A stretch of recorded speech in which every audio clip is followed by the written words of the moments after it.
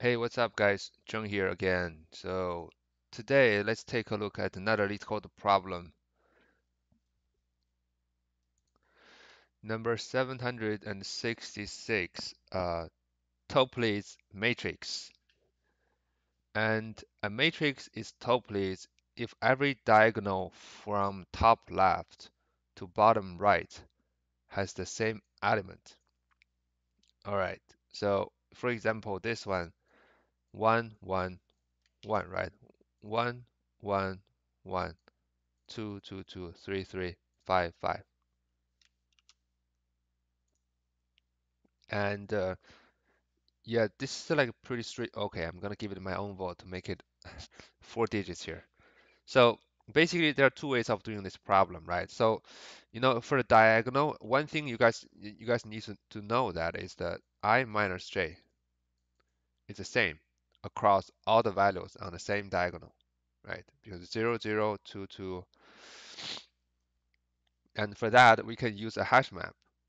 We can use a hash map to store for every time, right? Every time we see a new see I and j, we compare the values we stores in the hash map, right?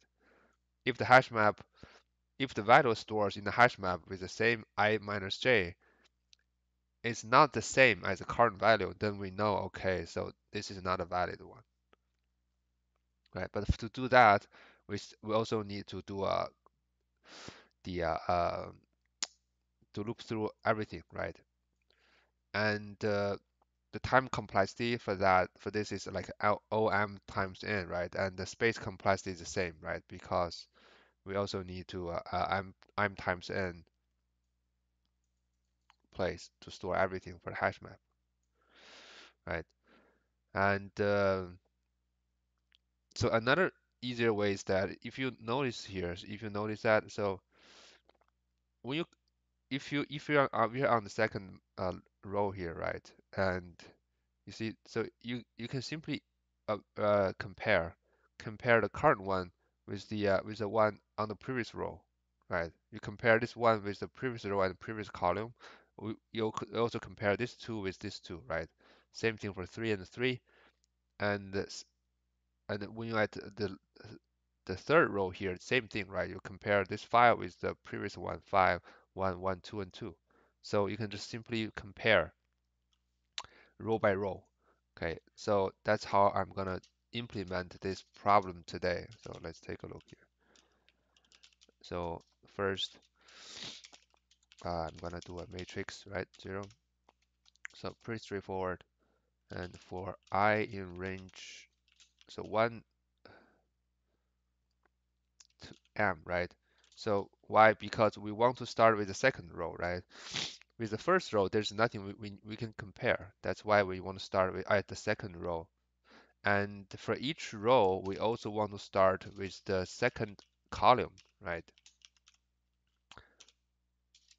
Because because the first column we don't care, right? On the new row, we always want to start with the second column so that we can go back to the previous row and the previous column.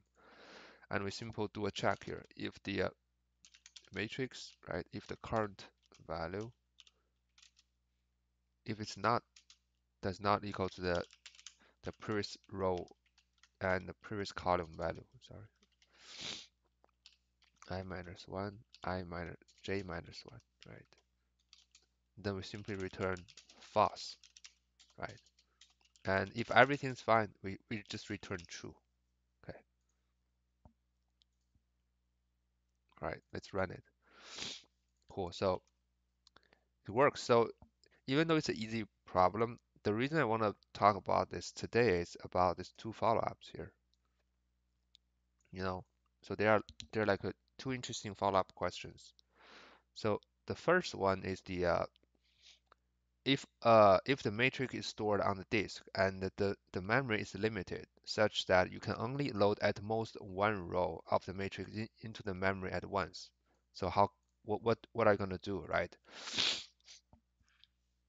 Uh, let's think about this one, and we'll talk about the follow-up number two later on.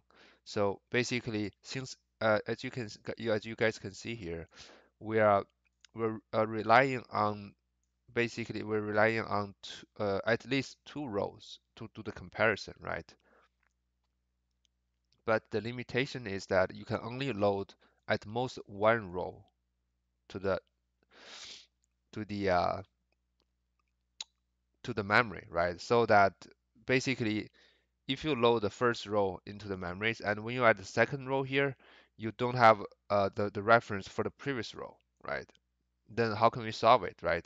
So for the follow-up one I think one way out is we load half of the first row and half of the second row, right? Because even though for the second row here, first half of row, second half of the second row, sorry, the half of the first row and the half of second row, so that we can compare this half row for the first, we can basically do the comparison half by half, right? We load those two halves and we do the comparison, and then we compare this half again. Even though we have to maybe to think about some corner cases like once finishing comparisons, we have to store this like the last element of the first half row to like a global variable somewhere, so that when we start the comparisons, we could of the second half we can use that global variables to start with the comparison, right? Okay, so that's that, right? Basically, if only allowed to load one row, we load half of the first row and half of second row, and we keep loading it until we have load everything. All right, and then the second one is this. It's very second follow-up is very interesting. So if if you can't even load one row at a time, right? If the matrix is so large that you can only load up a partial row into the memory at once. So how can you do that, right? Basically, it seems like it asks you to process the row piece by piece, right? So how can you do that, right? So in order to do that, we can use like a, a concept called rolling hash.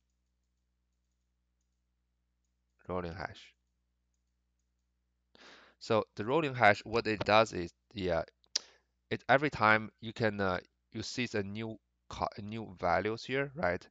You use the previously hashed value plus the current value to make a new hash, new hash value. So basically, what this one does is like we start basically we have two pointers here, pointer one here for the first row and pointer two for the second one.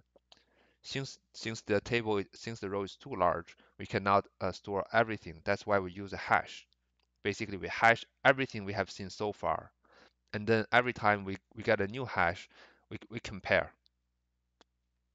right? So basically, let's say for example for the first row and second row here, so that the first hashing values is one. So the first is one, and when it reaches two, the hash value is one plus two, and when it reaches to three, we use the old hash from, and then the second pointer is on the second row is here and here, right? Basically, every time uh, we use the second hash the new hash from the second row to compare with the old hash of the first row, right? And both rows will be they will be both using the rolling hash to compare. The only difference that is we calculate the new rolling hash for the second row first, and then before computing the first row's new rolling hash, we use the new rolling hash for the second row to compare with the old rolling hash from the first row, right? So and then we keep